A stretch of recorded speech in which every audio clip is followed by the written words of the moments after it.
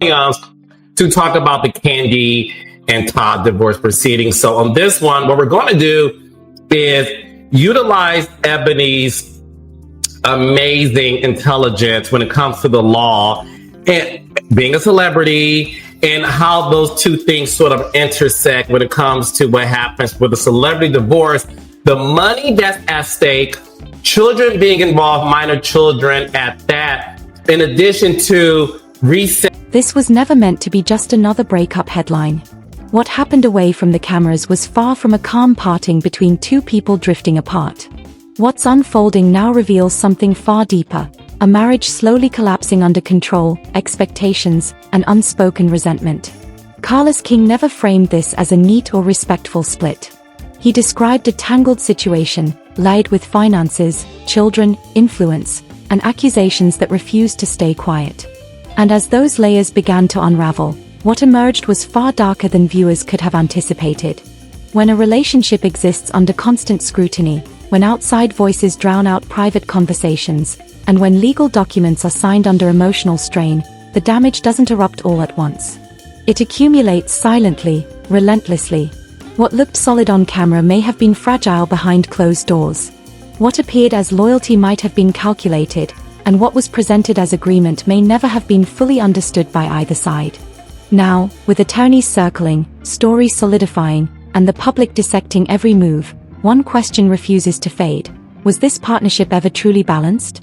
Or had it been cracking long before anyone dared to say it aloud? And once you grasp what's being challenged now, one truth becomes unavoidable. This story is far from over. A few days later after that, on December 2nd, I'm sorry, not December 2nd, what happened on December 1st, Todd Tucker's attorney, Randy Kessler, responded to Kandi's filing.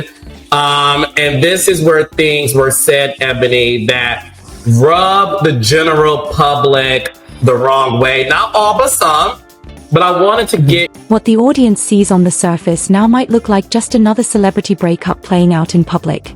Court filings, polished statements, and carefully curated social media posts are designed to show just enough while concealing the parts that truly matter, especially when viewed through Carlos King's investigative lens.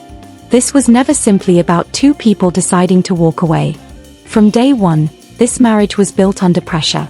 Behind the curated smiles and picture-perfect moments lay a relationship shaped by imbalance.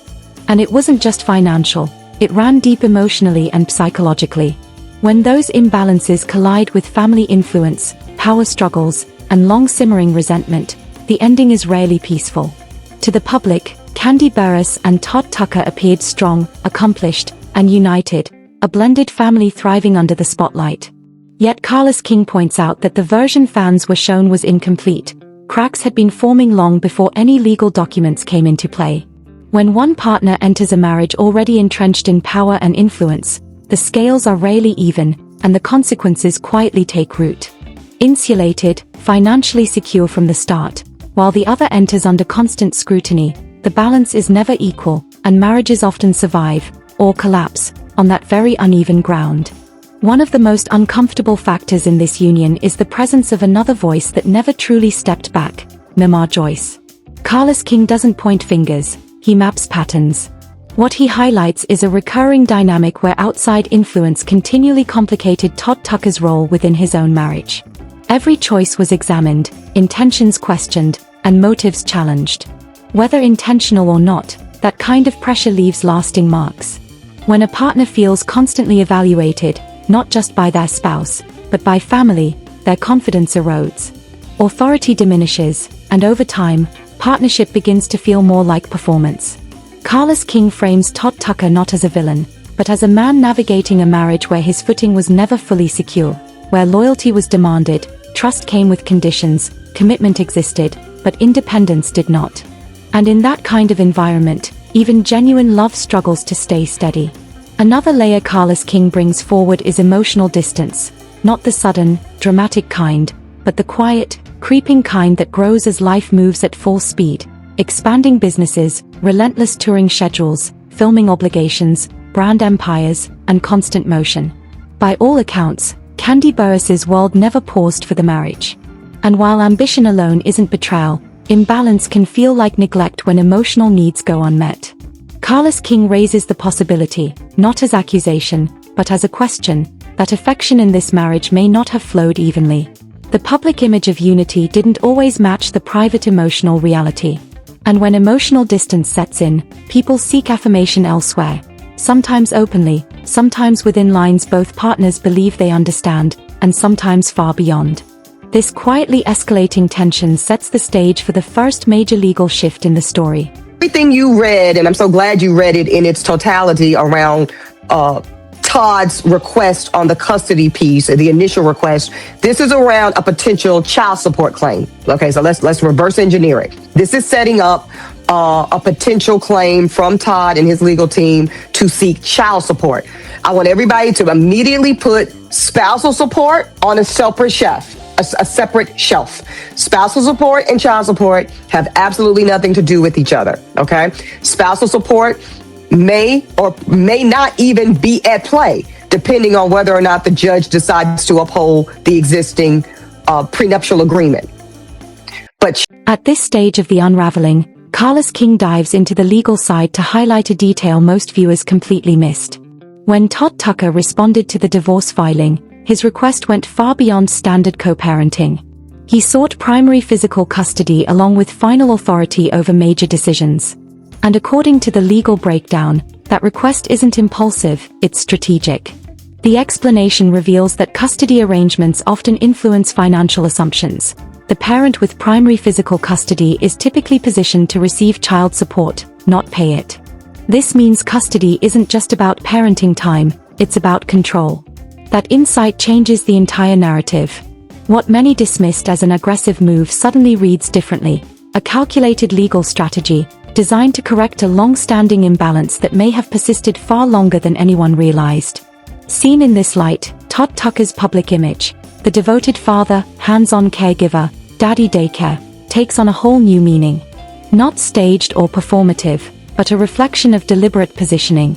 Not staged or accidental, not a matter of right or wrong, but clear evidence that this separation is being contested on multiple fronts simultaneously.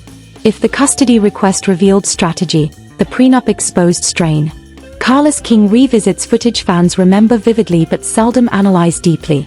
The tense hours leading up to the wedding, unresolved terms, the lingering discomfort in the room, the pressure that was palpable even then. And this is precisely where the second interview comes into play, adding another layer to the unfolding story. the time frame. The fact that these two were 24 hours before their wedding, still going back and forth around the document itself, clauses, what this means, interpretation. Already that's a flag to any judge, Carlos. Because ideally, for a prenup to be deemed kind of best practices, this should have been done months ago. Months ago, this should have been in the can. This is what this really is supposed to look like in best practices is we set a wedding date, and we each give our lawyers the document. Your lawyer drafts it. They send it to my lawyer. We spend at least, on average, with this kind of money involved, a month to 3 months negotiating back and forth. What's fair, what I like, what you like, cut this out, retract this, da, da, da, da, da, da, da. Then we agree on the document. I sign, you sign, it's notarized, it's in the can. At least a month, if not 3 or 4 months ahead of the wedding date.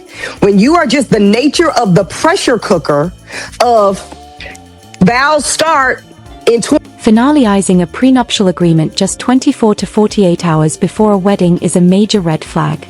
Not automatically invalid, but deeply troubling, especially if one party didn't have independent legal counsel by their side.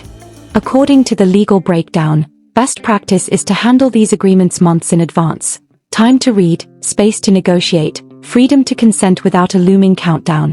What's being emphasized here isn't blame, it's exposure. If Todd Tucker signed under the emotional pressure of an imminent ceremony without his own attorney advocating for him, that signature may not reflect true consent. It may reflect endurance. That single possibility forces a full re-examination of the marriage, because a union built to protect one side while demanding compromise from the other can never stand on even ground. Another layer complicating this divorce is boundaries. or the lack thereof. Kandi Burruss and Todd Tucker openly acknowledged a non-traditional arrangement: threesomes, openness, flexibility. But Carlos King highlights a detail most people completely overlook. Openness still demands rules, and rules only function when they're crystal clear. If outside involvement was allowed only by mutual agreement, anything beyond those boundaries could still be seen as betrayal. In a courtroom, wording often matters far more than intent. This question becomes even more critical if the prenup included an infidelity clause, a condition that could completely reshape financial outcomes if boundaries were crossed. Uncommon? Yes. Unheard of? Absolutely not. In this situation, the lack of public clarity leaves every interpretation open. This divorce isn't limited to legal filings, it's unfolding in the court of public opinion. Every post, every interview, every pause in communication is being analyzed, not just for emotion, but for motive. Carlos King doesn't tell viewers what to believe, he highlights what to pay attention to. And what's emerging is a marriage that may never have existed on equal footing, a relationship shaped by power, influence, and control long before lawyers ever stepped in. Protection and pressure had been shaping this marriage long before attorneys ever stepped in. And if this is only what's visible now, what remains hidden could be far more explosive. By the time the separation became public, court filings were no longer the most volatile factor. What truly made this situation combustible was something far subtler: boundaries. When a marriage exists outside traditional frameworks, precision is critical. And Carlos King frames this collapse in a way that suggests precision may have been the one thing this relationship never fully secured. On the surface, Kandi Burruss and Todd Tucker appeared candid, open, and unafraid to confront uncomfortable truths. They acknowledged a non-traditional structure, discussing experimentation and flexibility. Yet Carlos King emphasizes a key distinction many viewers completely missed: openness does not automatically negate betrayal. In fact, in many cases, it can make it harder to define. Carlos King doesn't assign blame to either party, he lays out the dynamics for the audience to examine. He doesn't frame it as misconduct by either side. Instead, Carlos King focuses on the central conflict now driving this divorce: what was explicitly permitted versus what was merely assumed. Openness demands boundaries, boundaries require agreement, and agreement depends on clarity. If intimacy outside the marriage was only acceptable under defined conditions, shared presence, mutual awareness, explicit consent, then anything beyond those limits becomes a breach, not of values, but of contractual terms. And in court, those terms carry serious weight. This is where the story shifts from emotional speculation to legal consequence. Once a relationship enters this gray area, control over interpretation becomes power. That tension escalated when People magazine entered the narrative.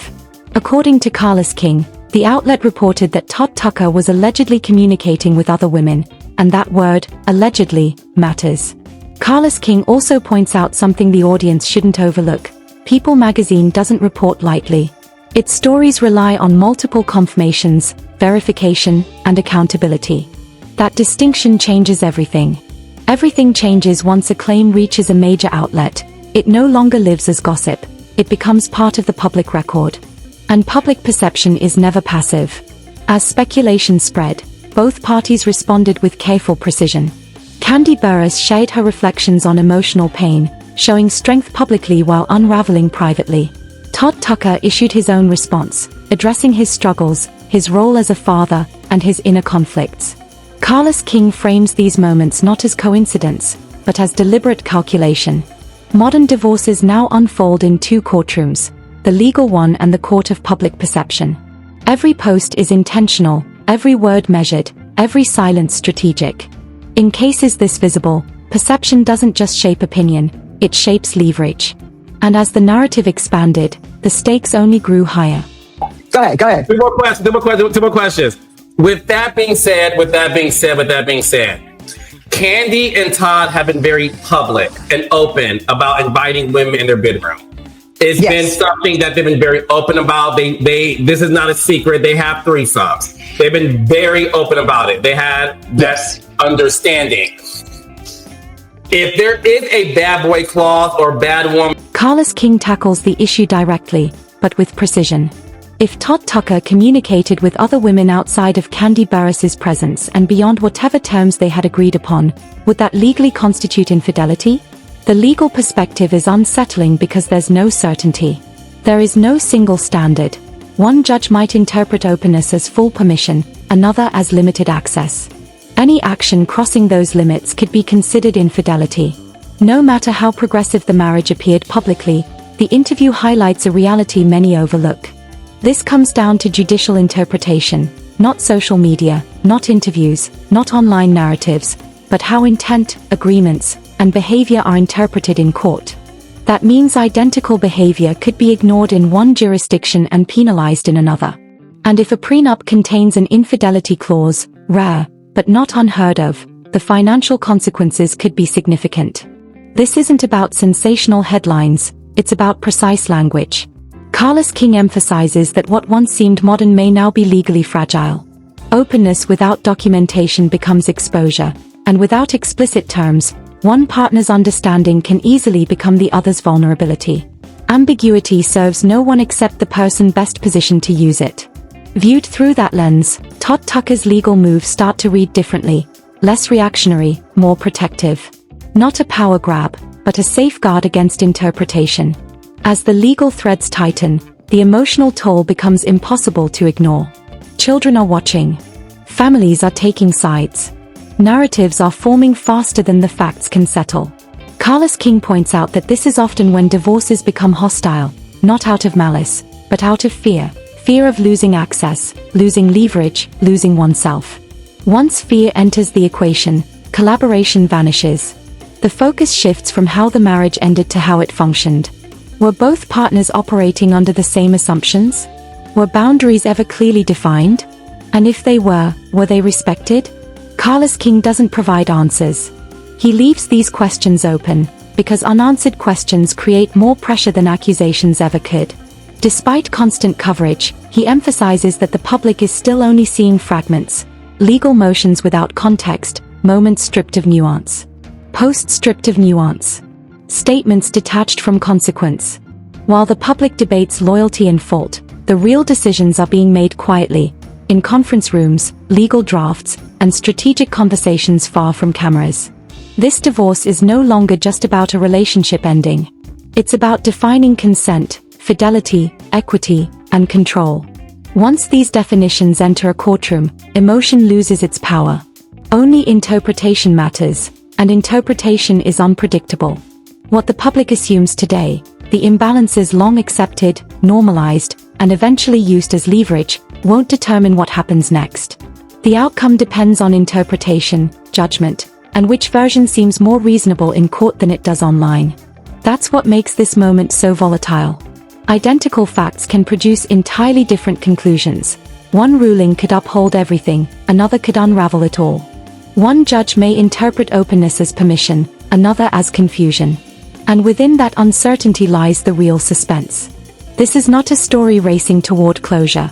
This story moves forward slowly, deliberately, inching toward a collision whose full consequences won't emerge until decisions are locked in and narratives can no longer be controlled. Until then, everything remains alleged. Every action is tactical, every word carries weight. In divorces like this, the ending doesn't come when documents are signed, it comes when the story stops evolving. And that moment hasn't arrived. This story doesn't conclude with a ruling, it concludes with something far more enduring, collective memory. Long after filings are sealed and headlines fade from timelines, what survives is the version people choose to carry forward. And once that version solidifies, it almost never shifts. What Carlos King has presented isn't an ending, it's a lens. A reminder that in divorces lived under the spotlight, truth is rarely straightforward. It's loud, buried in timelines, embedded in legal language, hidden in what's carefully expressed and deliberately left unsaid. Questions remain unanswered, about consent, about power, about assumed understandings, and about boundaries that may have blurred long before anyone recognized their weight. And while audiences rush to pick sides, the reality is far more complex than loyalty or blame.